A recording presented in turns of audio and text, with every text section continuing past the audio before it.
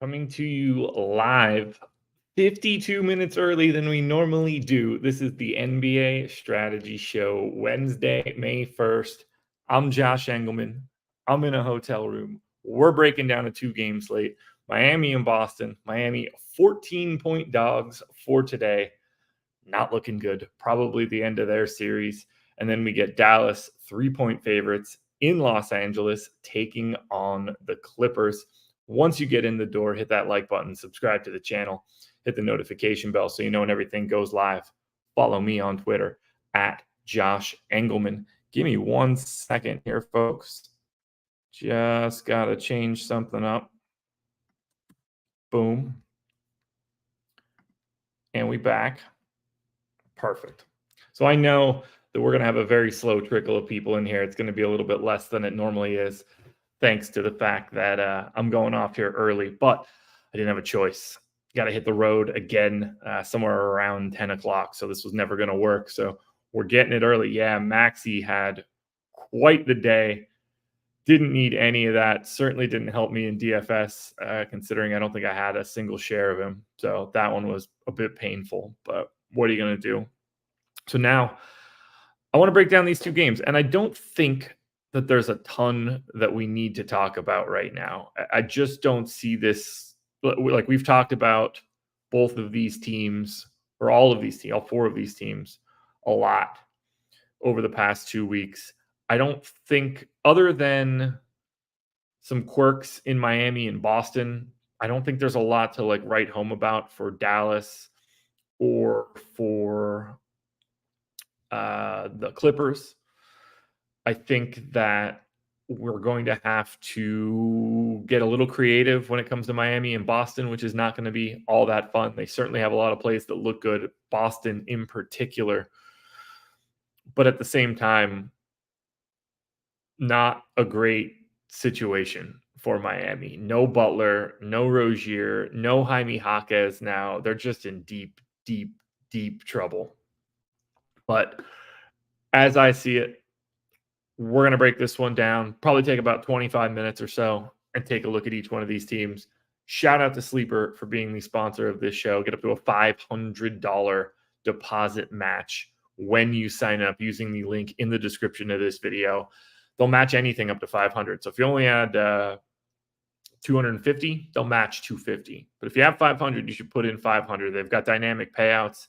They've got those dynamic payouts can get you up to 100x on your final payout, which is really nice to see. Links in the description, guys. I love Sleeper. You can get plenty of plays at oddshopper.com as well if you're looking for more. They've got free squares constantly that'll help keep your costs down, so take advantage. If that air conditioner, I don't know if you guys can hear it. If that air conditioner, so chat, let me know. If that air conditioner is too loud, I'll kill it. I don't know if you guys can hear it or not. My guess is that you can, but there's not going to be much that I can do about it without turning it off. So anyway, let's talk Miami and Boston.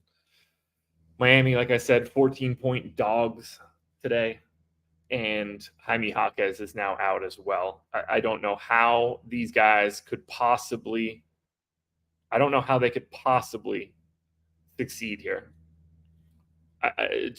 It will take one of the all-time ridiculous shooting performances.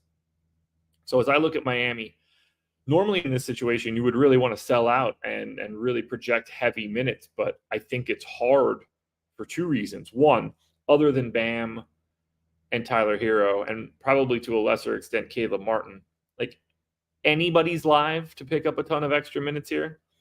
And then two, it's also very possible that this game is out of hand late in the fourth, and you don't even have Bam out there, or you don't even have Tyler Hero out there. So as I see it, I think Bam is the best play from Miami at 8,300. I had a lot of them last time out. I think I'll do it again here today, depending on ownership. I went 40 minutes. You know, he's going to have any opportunity he wants offensively. That, like, if he wants to do that, he can do that.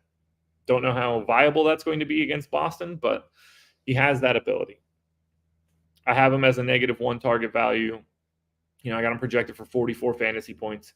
1.1 fantasy points per minute. So Bam is the first guy that I'm looking at.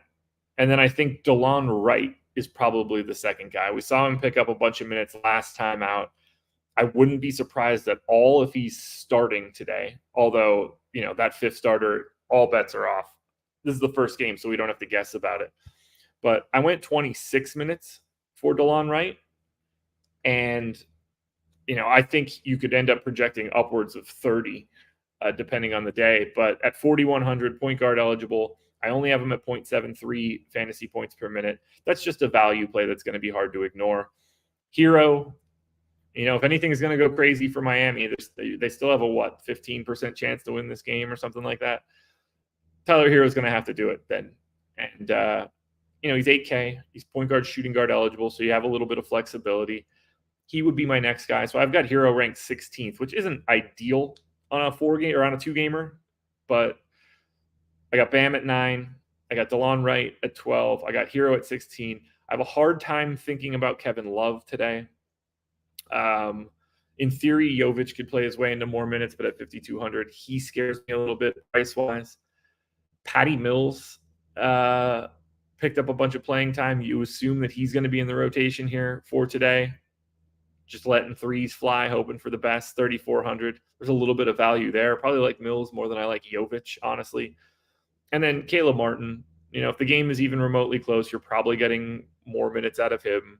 He sees a bit of a bump in terms of these guys being off. He starts to look for his own shot a little bit more. Highsmith is the guy that I'll still even have some trouble with unless, we can get him projected for north of 30 minutes because he's just such a bad per minute dude. 0.61 fantasy points per minute for Highsmith in this spot. Let me take a sip of water here. I'm running on about 4 hours of sleep at best. And then they haven't really seemed like they want to play Duncan Robinson. It's possible they would get him out there and just let him bomb away, but they don't seem to be as interested in using him in this spot any longer. And it's probably just because he's going to get picked on so bad on the defensive side.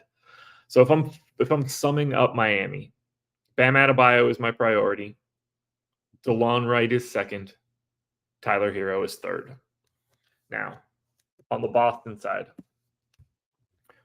very different.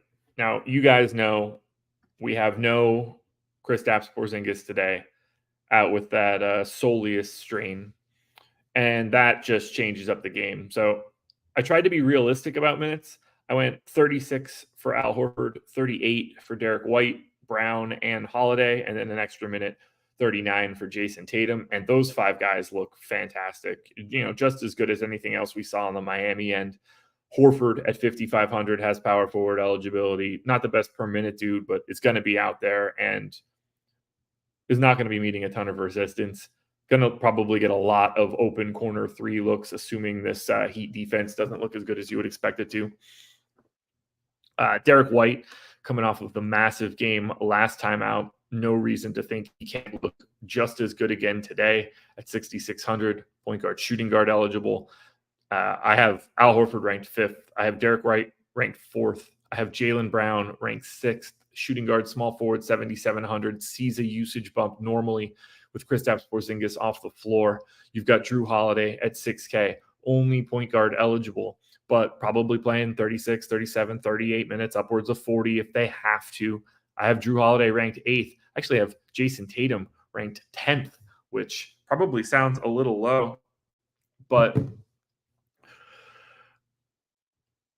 9,700, we have to deal with Luka on the other side. We have to deal with Paul George and James Harden on the Clippers side. So, 9,700 for Tatum does become a little tricky in this spot, especially with Luka likely playing, 4 minutes more than Tatum. So I'm not surprised to see Tatum rank as my least popular or my least favorite guy from the starting 5 from Boston. But all those 5 guys are in my top 10. So it's not as if I'm not on Tatum. The guy that I likely will have the most of is Derek White at 6,600. Al Horford probably a close second just because of that power forward eligibility. Now, if we're talking about their bench, Luke Cornett's already 4,100. I think we're going to have a hard time squeezing enough value out of him. He will get some love for sure. It's also possible they go to Tillman, which is the scary part. Now, I think they would go to Cornette. We saw him last time out, but they could go to Tillman. So that ups the risk a little bit for Cornette. And then for Pritchard and Hauser, they're okay options. I would prefer the 3,900 for Pritchard more so than the 3,800 for Hauser. But if I'm going to Boston, I am aggressively going for the starting five. I think that is your only option. Do you guys have any questions about Miami or Boston just yet? You can tell people weren't ready for this early start. 40 people in the door. I think we had close to 400 yesterday. Final day for the double promo. I don't have a graphic that I can show you here right now, but the MLB lineup generator, $5. You can click the link in the description of this video if you want to sign up for it. It's only going to cost you $5. If you hate it, you can cancel it anytime. You're only going to be out that $5. We generate tens of thousands of lineups. We evaluate them. We get rid of the ones that stink. We present the rest to you. Click save if you like it. Click discard if you don't. Everyone will pop right back up for you.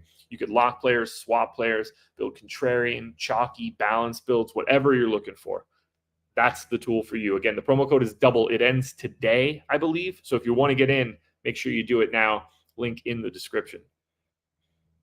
Sir Manning, I appreciate the help there.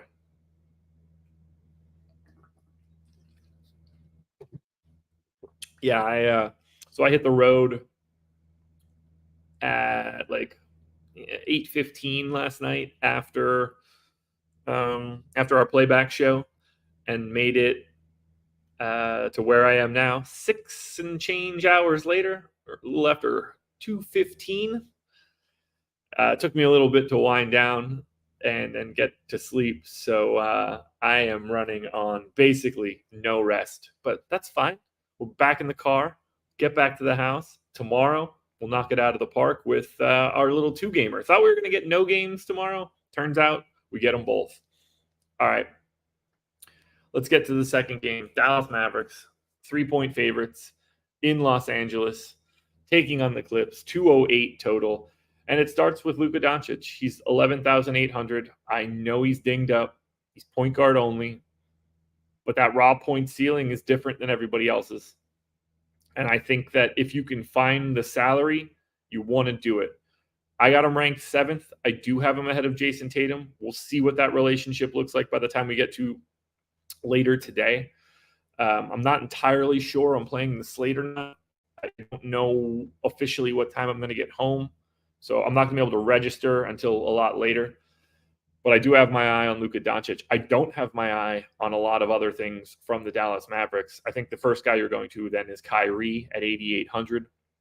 Point guard, shooting guard eligible. But do you feel comfortable going to Kyrie over someone like Derek White for the cost savings? Or even Drew Holiday in that spot against Miami? Or how do we shake up Kyrie Irving versus Tyler Hero? There's a lot of competition. Kyrie now, his shot making has been fantastic so far. You know, I gave him a 28% usage, a 21% assist rate, slightly behind the 35% usage rate and 44% assist rate we have for Luka. But I have Kyrie 11th. He's right in that pack. I think he looks very similar relative to salary as Jason Tatum does. Yeah, thanks, Jordan. Thanks.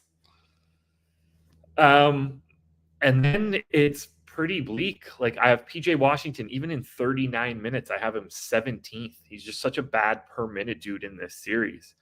I have Derek Jones Jr. 19th in 31 minutes. He's 4,300. That's not even a bad price, but he's a 0.6 fantasy point per minute guy. Maxi Kleba, who could not stop James Harden from getting to the rim.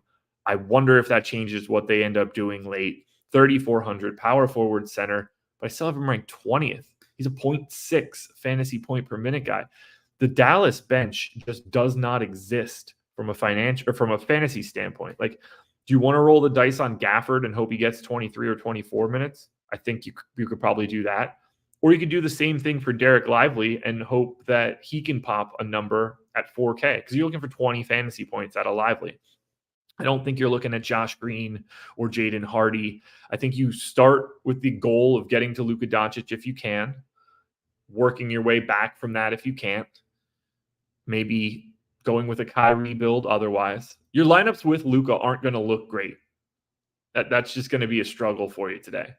But he is the best Dallas Maverick. What do you guys want to do with Luka? How do you want to handle Luka? I got to check my phone quickly.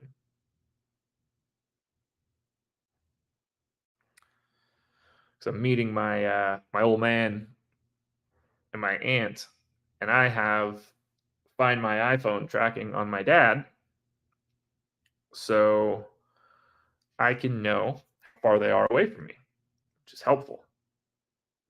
But sometimes, because his phone is 2 billion years old, doesn't update as fast as I would like it to. Like for now, the last update I have is 34 minutes ago, which is unhelpful. So I'm going to set that right there. You guys have any thoughts on Dallas before we move forward? I think they're really easy to talk about. I have a hard time not just making it simple and talking Dallas. Let's see. Do we have projections up? We actually might. I'm going to run a sim. See what we get.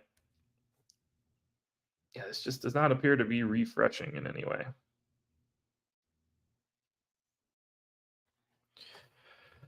All right, I don't see anything for Dallas, so we're going to hop on over to the clip. So let me find my Excel sheet. It's really weird to not have my ultra-wide monitor with me. It's kind of the worst. Okay, so for the Clippers, this is the team that I want to get to, and I think you guys can see it on the screen. But the top end for me now is Boston and the Clips. Paul George, 8,100. I got him in for 41 minutes, and he's shooting guard, small forward. You can't ask. Ooh, nope, didn't refresh. You can't ask for much more there. I have Paul George as my number one option today. Again, we know there's no Kawhi. I just want all things Paul George. The price works. The role works. The matchup works for me. I think he's going to find himself a lot of space. Now, Derek Jones Jr. was playing some pretty good defense on him late in the previous game, but still hit that crazy shot from the corner. Paul George is the best play on today's slate. James Harden's not far behind. 8,300. I also have him in for 41 minutes. These guys could play more than that. Harden was the hero at the end of the last game, just getting bucket after bucket after bucket. They could not slow him down. They could not stop him from getting into the paint, and he was meeting absolutely no resistance at the rim. We'll see what the pivot is tonight from Jason Kidd to change that up a little bit, because I don't think they're just going to give him the old Olay treatment to the rim every day. But Paul George is the number one play today. James Harden is second. And I think Ivica Zubac might be third. I went 32 minutes. He's 6,300. I've loved his role in this series. He's not really in any competition to come off the floor, barring foul trouble. Your other options are paying up for Bam, Al Horford, or paying down for one of the Luke Cornett weirdos. The randomness of the Dallas centers, whether that's Gafford, Derek Lively, or even Maxey. Hell, you've got the value of Mason Plumlee in 13 minutes here being probably more interesting than any of the other backups, at least as of right now. But Zoo is the best of both worlds with that price tag. So that's the number 1, 2, and 3 plays for me just on paper, ignoring ownership. They're all coming to me from the Clippers. And that says nothing of Russell Westbrook, who I think looks completely fine at 5K. Better than a lot of what we saw in Miami. Terrence Mann at 4,400. He could play massive minutes, point guard, shooting guard eligible. Happy to go there. You can take a shot on Amir Coffey, but he's a terrible per minute guy. He's 3,400. He's got an MPE. All that seems fine. Norm Powell is probably my least favorite guy because he's just not involved offensively. I think he has like a 13% usage rate in the playoffs. 4,700 shooting guard, small forward. Maybe there's a game where he really gets into it, but we're talking about a guy that's in and around 0.7 fantasy points per minute. I certainly like Mason Plumlee more than I like Norm Powell. But whether it's George, whether it's Harden, whether it's Zubats, I want a lot of the Clippers. Still simming this slate out. Yeah, I can let me go ahead and upload my projections. Actually, let's just sim with the site projections. We'll be fine there. Let's take a look and see what we're getting to before I get out of here. Let me pull that tab out so it continues to run. I think it's a Jam Westbrook night. I don't know about Jam Westbrook, but I mean, he's going to look good. It's the point guard only situation that's going to be a bit of a problem. Point guard is pretty deep today. I think it's going to be hard to jam any one individual dude. You've got Harden, White, Doncic, Drew, Kyrie, DeLon Wright, Russ, Terrence Mann, Hero, Peyton Pritchard, Patty Mills. All of those dudes, like this whole situation, these are all viable dudes. So I think it's hard to jam Westbrook today, especially with only one position. If you had an MPE, it might be a little bit different.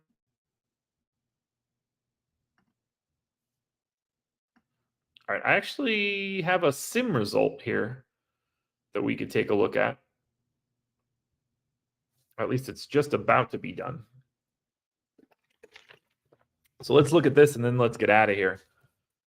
Let me find my tab again and share that.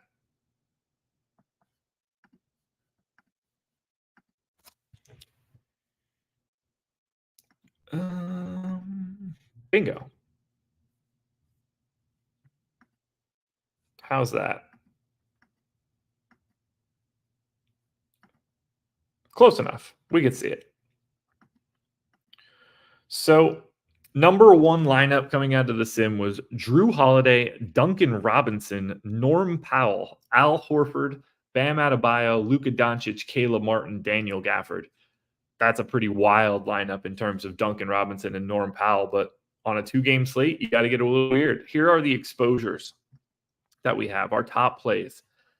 Daniel Gafford, number one, coming out of the Stochastic sims. Norm Powell, number two, at 78%. Not sure I'm a believer in both of those, and I think they change a lot. Caleb Martin, Jason Tatum, PJ Washington, Luka Doncic, Paul George. That's where we start to get into the 40s range. But to see Luka show up in 40% of your top 150 makes me believe I'm going to get to him even more than I thought I would. Yeah, we're looking at 35% pool ownership from Gafford, 40 from Powell. I don't expect those guys to be in my lineups in this sort of way. But Gafford more so than Powell, for sure. All right, chat. We're up to 100 people here. Do you guys have any final questions for me before I get out of here? Send this one on its merry way. Back to normal tomorrow. I'll be back in my house. But you guys have any other final questions?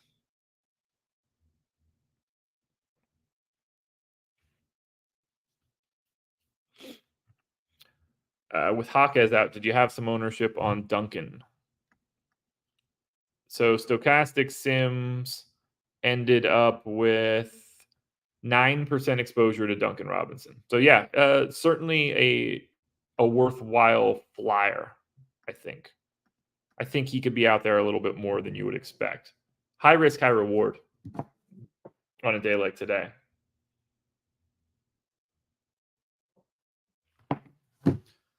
I think that's going to do it, folks. I think that's going to do it. Thank you for being here. Thanks for putting up with me on a bit of a travel day. It helps. I know you guys are flexible, which is really helpful for me, but that's all I got. I'm going to get this one up on the podcast feed. For now, you'll have NBA Live Before Lock with Eric and a special guest. I hope you guys enjoy it, but it will not be me. I won't see you guys again until tomorrow morning. Go check my Prize Picks card on the Odd Shopper channel. We lost yesterday. We won on Monday. Feels like we're going to zig, then zag, and then zig again. Pick up a win. Guys, have fun. Talk to you later.